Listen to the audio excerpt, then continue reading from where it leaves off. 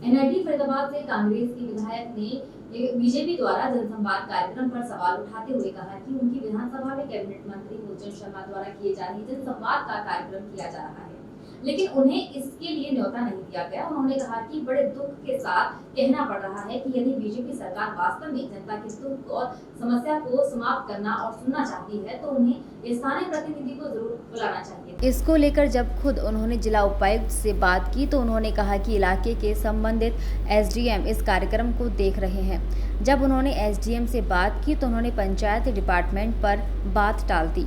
जब उन्होंने पंचायत डिपार्टमेंट से बात की तो उन्होंने भी इस कार्यक्रम की अनभिज्ञता जाहिर की।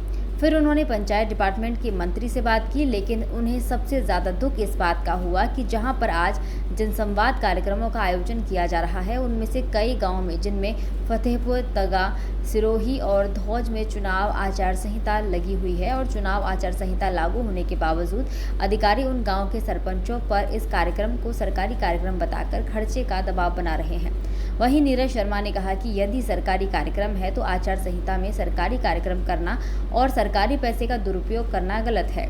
वहीं विधायक नीरज शर्मा ने बताया कि उन्होंने कैबिनेट मंत्री मूलचंद शर्मा से इस बारे में बात की तो कैबिनेट मंत्री मूलचंद शर्मा ने उन्हें बताया कि वह उनका जनसंवाद का कार्यक्रम अपना निजी जनसंवाद का कार्यक्रम है। कैबिनेट मंत्री मूलचंद शर्मा के इस बयान के बाद नीरज शर्मा ने सरकार पर सवाल खड़े करते हुए कहा कि यदि कैबिनेट मंत्री मूलचंद शर्मा का यह निजी कार्यक्रम है तो सरकारी तंत्र और सरकारी पैसे का दुरुपयोग क्यों किया जा रहा है। सरकार अपनी स्थिति स्पष्ट करे कि उनके मंत्री जी सही कह रहे हैं या प्रशासन सही कह रहा है।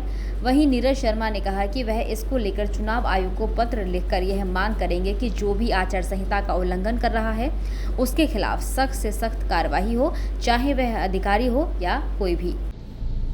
नमस्कार साथियों, बड़े दुख के साथ कहना पड़ रहा है कि सरकार जनसंवाद के नाम पे अपनी जनसभाएं कर रही है और सरकारी पैसे का दुरुपयोग कर रही है। आज मेरी विधानसभा में माननीय मंत्री जी का जनसंवाद कार्यक्रम था। मुझे बड़े दुख के साथ कहना पड़ा कि अगर जो आप वास्तव में जनता की समस्याएं सुनना चाहते हो, उनका समाधान करना चाहते हो, आपको स्थानीय प्रतिनिधि को जरूर बुलाना चाहिए था। कम से कम मैं बताता तो सही कि मेरे इस गांव की समस्या का मैंने ये प्रश्न लगाया है, मैंने ये समस्या अपनी इस प्लेटफार्म पे उठाई है और सरकार में इस स्टेप पर ये काम पेंडिंग पड़ा हुआ है। और इस बाबत जब मैंने माननीय उपायुक्त महोदय से सुबह बात की कि कौन नोडल अधिकारी है, उन्होंने कहा जी संबंधित एसडीएम है। एसडीएम साहब से बात की, उन्होंने पंचायत डिपार्टमेंट पे बात डाल दी। पंचायत डिपार्टमेंट में बात की, उन्होंने भी इसकी अनभिज्ञता जाहिर की और मैंने पंचायत डिपार्टमेंट के मंत्री जी से भी बात की। और उससे भी ज़्यादा मुझे दुख इस बात का हुआ कि जब मुझे पता लगा कि आज जहाँ जनसंवाद कार्यक्रम है वहाँ चुनाव आचार संहिता लगी हुई है, जिसकी बात किसी को पता नहीं। और चुनाव आचार संहिता में अधिकारी सरपंचों पे दबाव डाल रहे हैं खर्चा करने के लिए, टेंट लगाने के लिए, मंत्रियों की आवभगत करने के लिए कि सरकारी प्रोग्राम है।